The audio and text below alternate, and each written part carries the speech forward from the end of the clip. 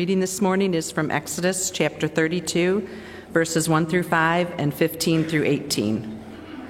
When the people saw that Moses delayed to come down from the mountain, the people gathered around Aaron and said to him, "Come, make gods for us, who shall go before us. As for this Moses, the man who brought us up out of the land of Egypt, we do not know what has become of him." Aaron said to them, "Take off the gold rings that are on the ears of your wives, your sons, and your daughters, and bring them to me." So all the people took off the gold rings from their ears and brought them to Aaron. He took the gold from them, formed it in a mold, and cast an image of a calf. And they said, "These are your gods, O Israel, who brought you up out of the land of Egypt."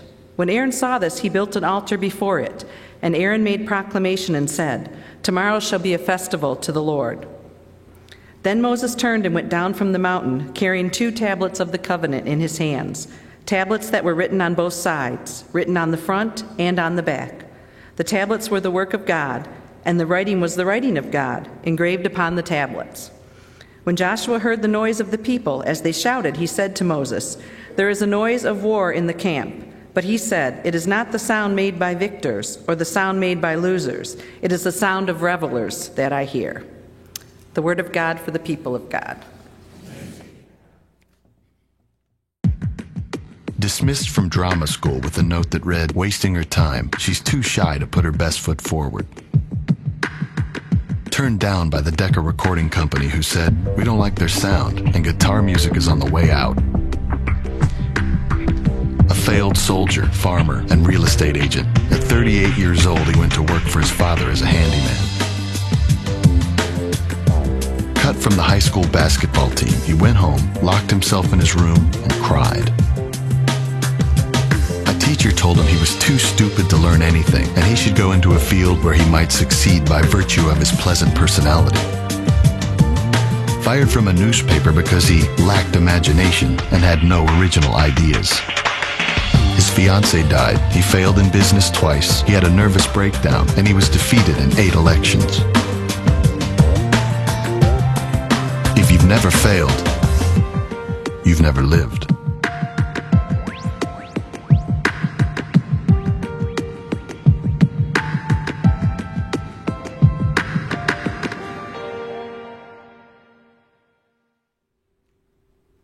So we began this journey 4 weeks ago.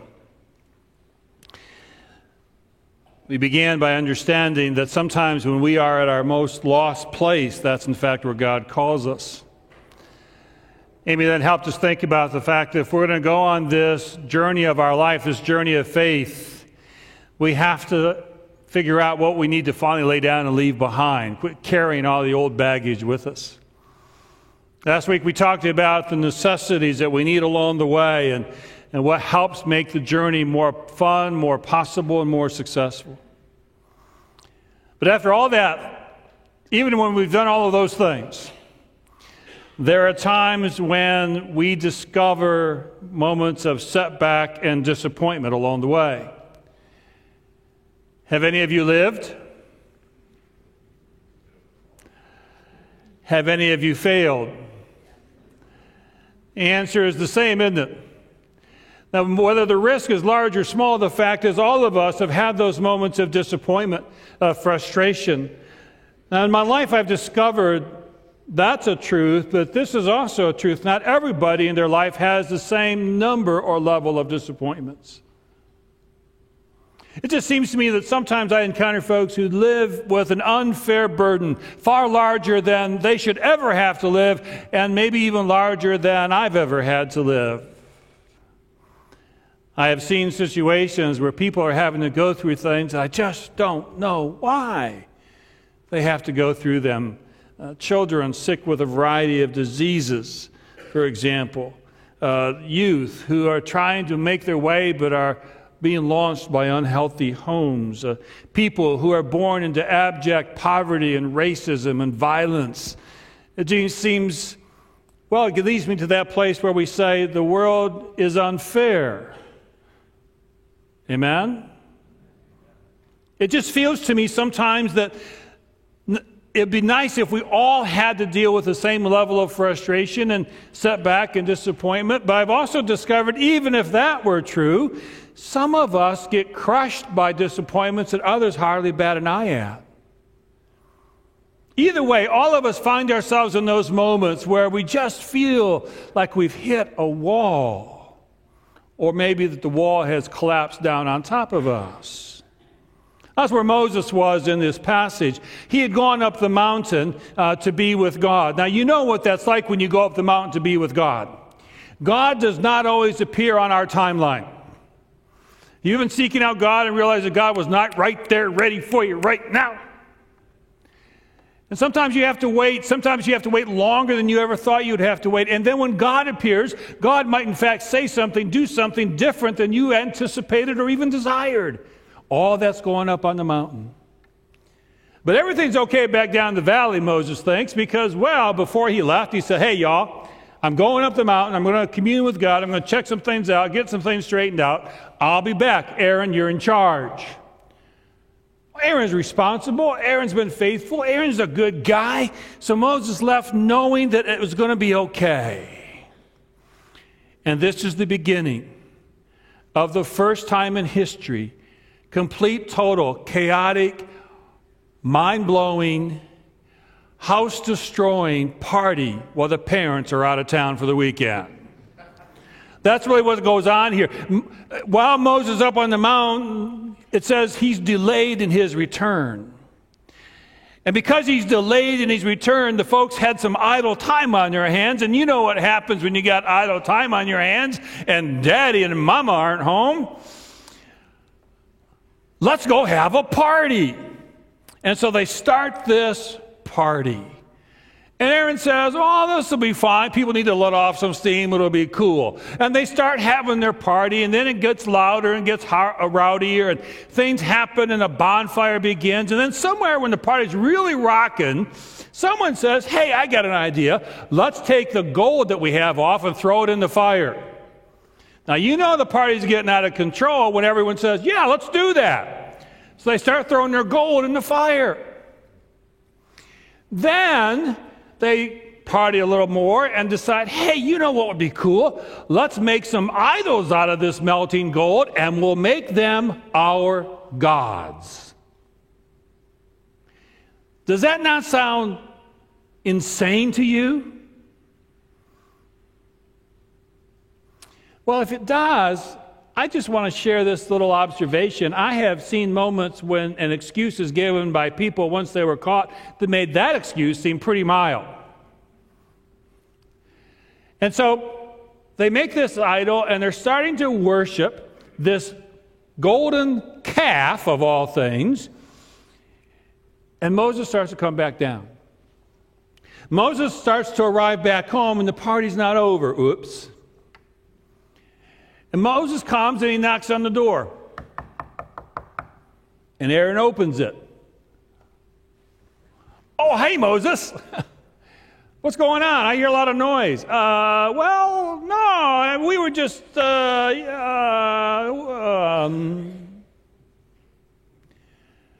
Moses comes in and sees this out-of-control party. And then sees this gold calf and looks at Aaron. And Aaron knows he's in trouble, and he says, well, you know, we threw our gold in the fire, yeah, but then this golden calf just sort of appeared out of the fire.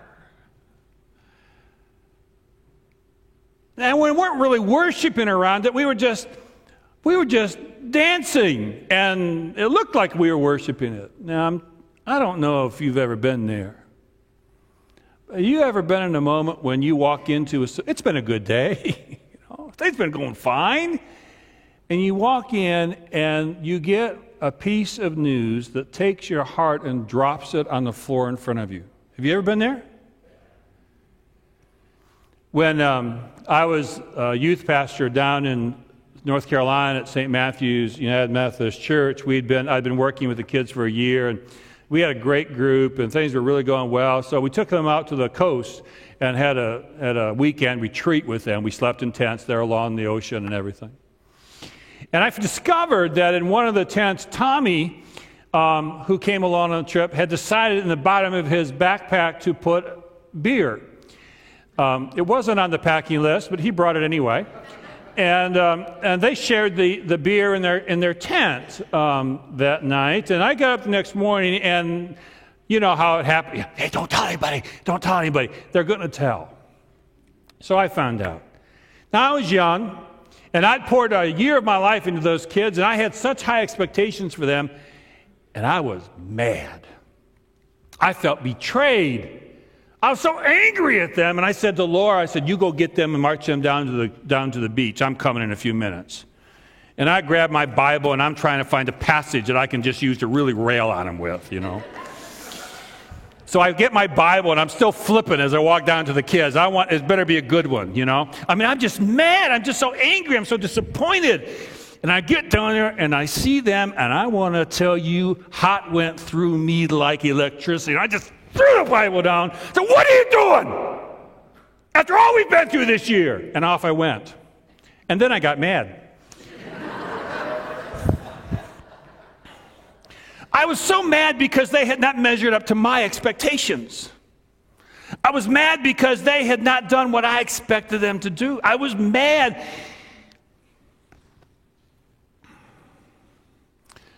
because they hadn't done the stupid things I did when I was in youth group.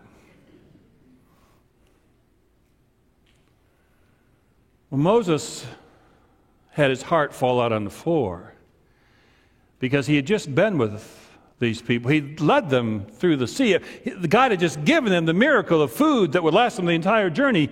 All these things had happened, and still they're acting this way. And God had just spoken to Moses, and Moses came back to them, and it wasn't at all like he expected. It's at this point, you know that point where your heart feels like it weighs 50,000 pounds, when your mind is so befuddled with anger and hurt and disappointment. It's at this point when it felt like everything you had put your effort into in the past had come to nothing. It was at this point that oftentimes people like me and Amy and Christine get invited into the story.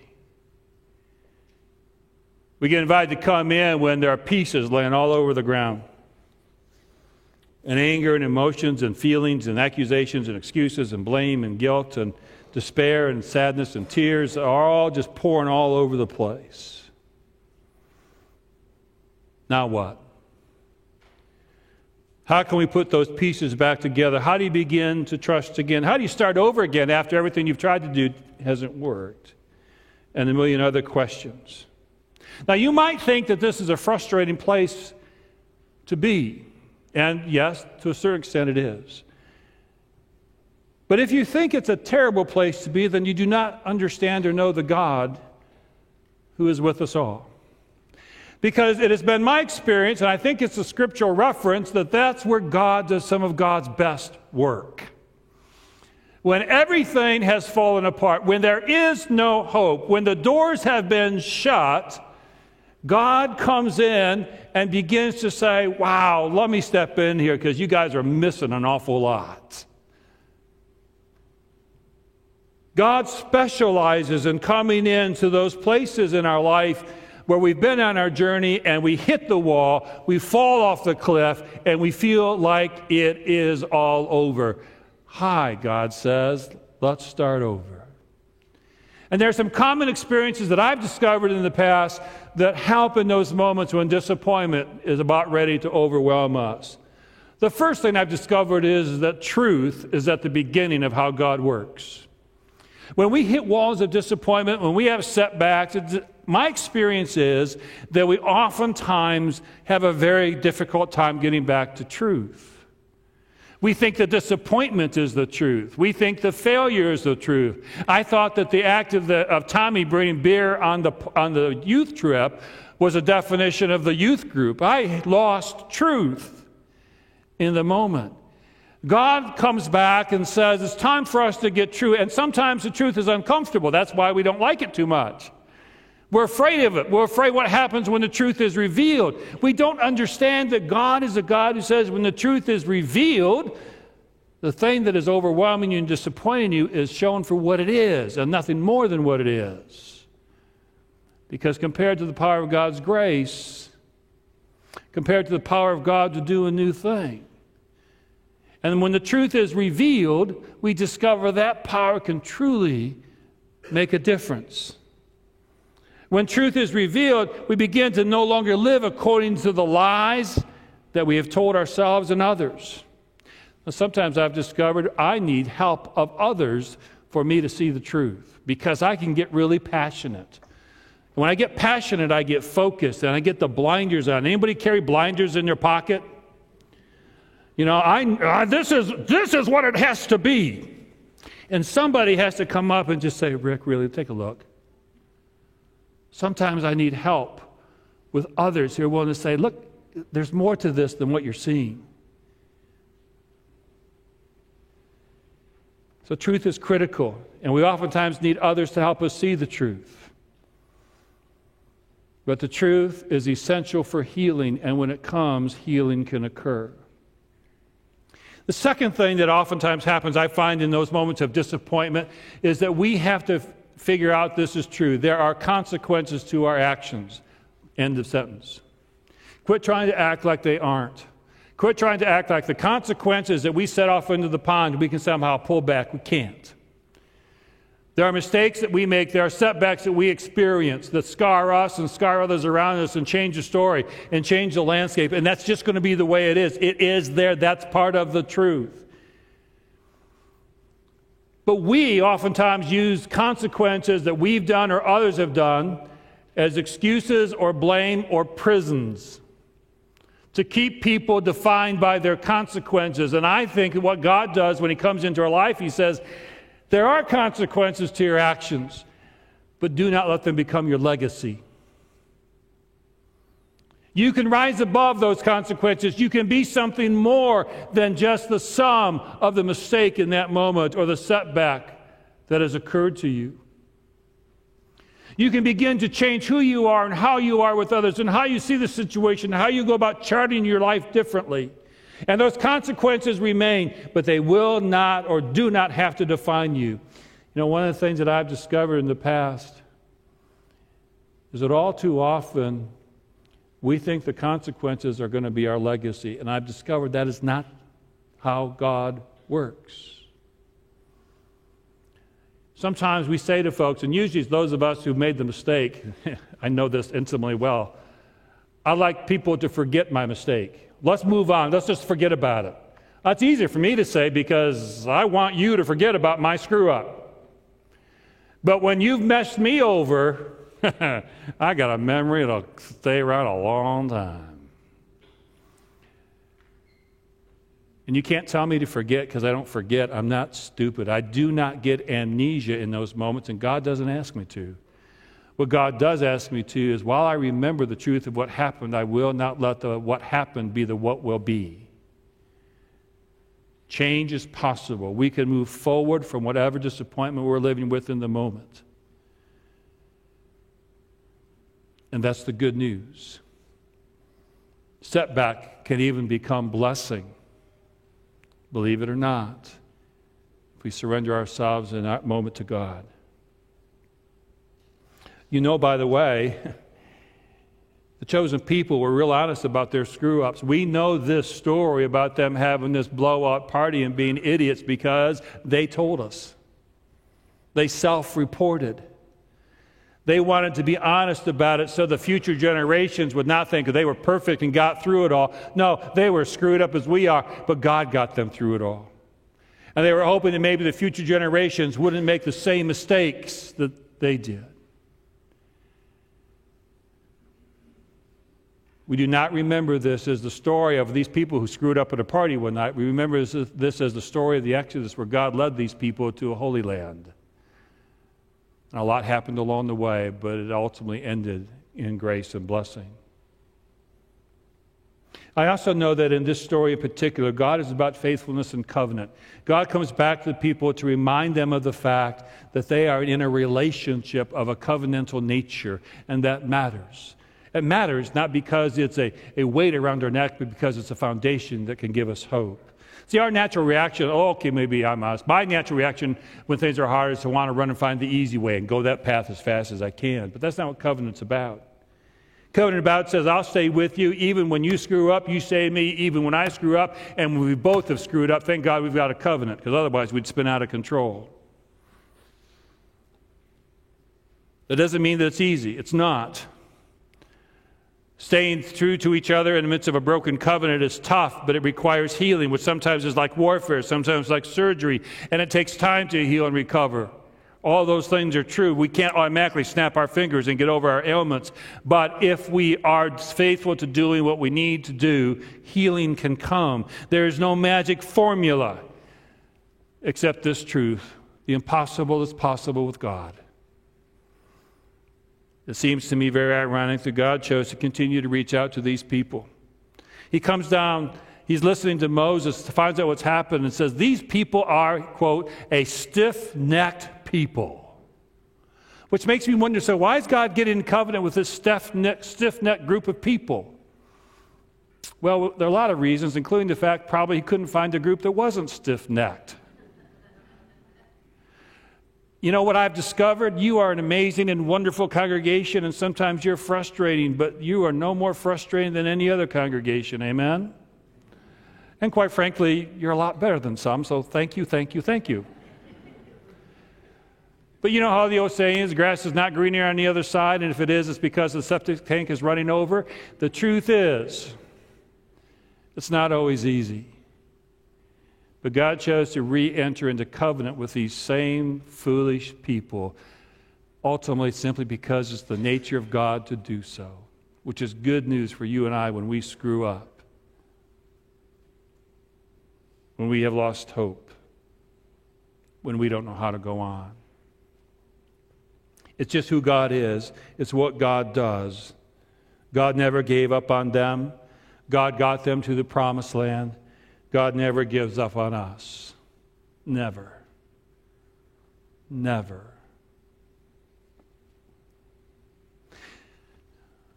God decided that he wanted to always be in relationship with people who were stiff-necked and stubborn and brokenhearted and disappointed and lost and confused. I said he does some of his best work there. Well, you remember the time when he came into the world? We know him as Jesus. And he walked up to that woman who was being scorned by her community because she had really messed up. But then we discovered it was the community who was really messing up as much. And he said to her, I forgive you. Go and do a new life. Remember how he went? Amongst all the people that were gathered around him, he looked up and he saw a cheat and a traitor up in a tree. And he said, you're the one I want to hang with. Let me go to your house. Remember how he hung from a cross? And as he died, looked out at those who had betrayed him, who were killing him, who were making fun of him, and he said, forgive them, for they know not what they do.